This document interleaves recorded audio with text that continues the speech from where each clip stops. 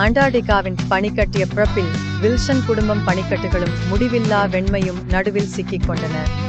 அவர்கள் ஒரு ஆராய்ச்சி பயணத்தில் இருந்தபோது ஒரு கடும் புயல் அவர்களை அவர்களது கப்பலில் இருந்து பிரித்து கடுமையான காட்டில் உயிர் வாழ விட்டுவிட்டது. விரோதமான சூழ்நிலைகளுக்கு மத்தியில் அவர்களின் உறுதி வெளிப்பட்டது.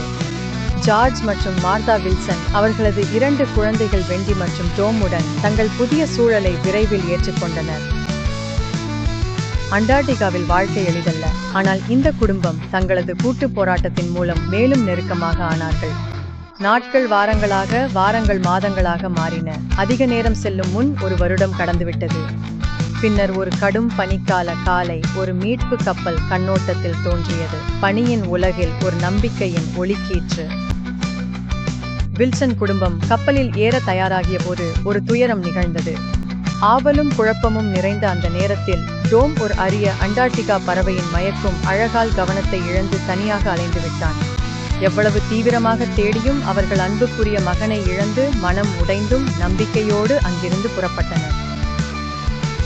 ஆண்டுகள் கடந்தும் வில்சன் குடும்பம் நம்பிக்கையை ஒருபோதும் விடவில்லை. அவர்கள் பல்வேறு தேடல் குழுக்களை டோமை தேட அனுப்பினார்கள். அவன் இன்னும் எங்கேயோ இருப்பான் என்ற நம்பிக்கையுடன் தங்கள் மனதை உறுதிப்படுத்தினர்.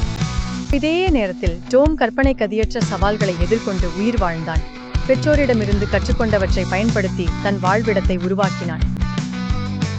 விவேகமும் புத்திசாலித்தனமும் கொண்ட டோம் மற்ற ஆய்வாளர்களுடன் தொடர்பு ஏற்படுத்தி அண்டார்டிகாவின் இயற்கை அதிசயங்களுக்கிடையே வாழ்ந்தான். கற்றுக்கொண்டு தன்னம்பிக்கையுடன் வளர்ந்தான்.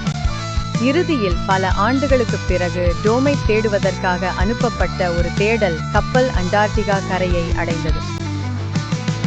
உதவிக்குழுவின் தளபதி வில்சன் குடும்பத்தின் விடாமுயற்சியால் ஊக்கமடைந்தார். நீண்ட நாட்கள் தேடிய பிறகு அவர்களின் பொறுமை வெற்றியளித்தது. டோம் கண்டுபிடிக்கப்பட்டான். இப்போது அவன் ஒரு இளைஞனாக, வயதை விட வலிமையும் ஞானமும் பெற்றவன், சொல்லக்கூடிய கதைகளும் பகிரக்கூடிய சாகசங்களும் உடையவன்.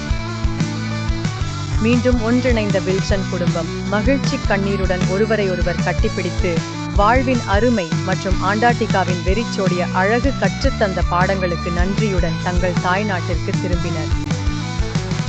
டோமின் அதிசயமான உயிர் வாழ்வு குடும்பத்தின் ஒரு புராணமாகவும் கடுமையான சூழ்நிலைகளிலும் மனித ஆவி செழிக்க முடியும் என்பதற்கான சான்றாகவும் மாறியது.